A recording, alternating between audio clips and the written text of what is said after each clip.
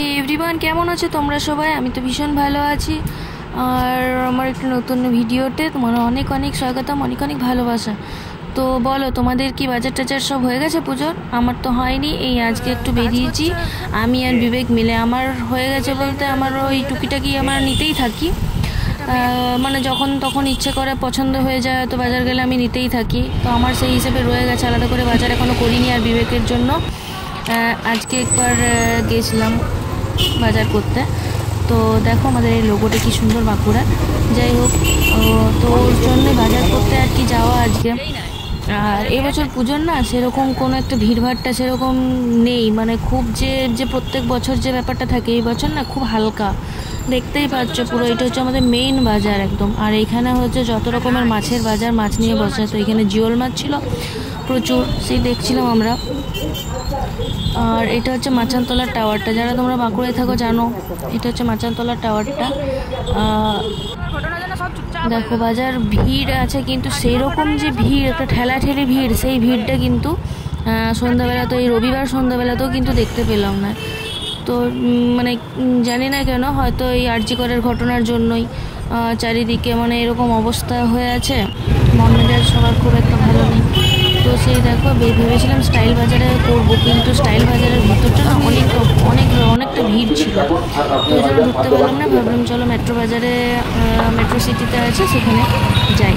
তো এইখানে বাজার করতে আমার বেশ মজা লাগে, তার কারণ এখানে এসে না আমার কোথায় কি আছে আমার একদম মুখস্থ হয়ে গেছে। আমি এখানে এসে একদম মানে কারোকে জিজ্ঞেস না করে আগে আমি মেয়েদের কাউন্টারে চলে যাচ্ছি, কারণ আমার একটা জিনিস নেওয়ার ছিল, বলতে প্লাজো নিতাম আর একটা ব্ল্যাক কালারের প্যান্ট নেওয়ার ছিল। তো সেরকম কিছু খুঁজে পেলাম না, ওই একটা প্লাজো পেলাম।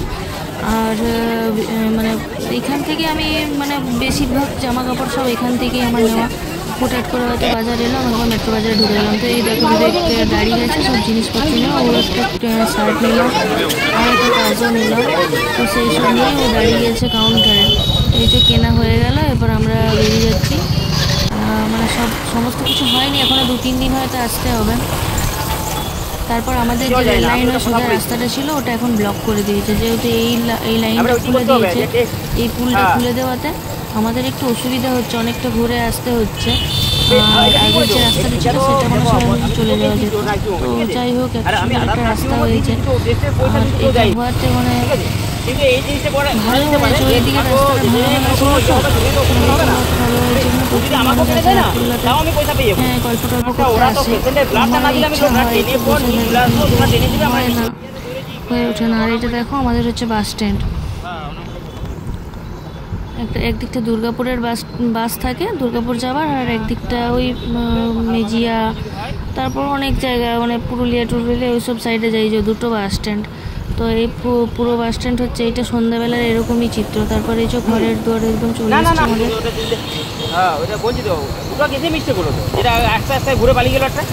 পুরো অন্ধকার হয়ে গেছে, হ্যাঁ, লাইটগুলো নষ্ট হয়ে গেছে। আর এই দেখো এইখানে হচ্ছে আমাদের দুর্গাপূজার প্যান্ডেল। তো আমাদের ঘরের সামনেই একদম দুর্গাপূজা হয়, একদম ঘর সামনে হয়তো প্যান্ডেল হচ্ছে, কিন্তু সেরকম যে পুজো ব্যাপারটা বাঁকুড়াতে মানে একদম থমথমে হয়ে গেছে। আর এই ঢুকতে জ্যাকিবাবু আমাদের ধরেছে, ওকে বললাম ওটা যে বাজার করতে গেছিলাম, এই দেখ বাজার করে এসেছি, ওকে দেখাচ্ছিল।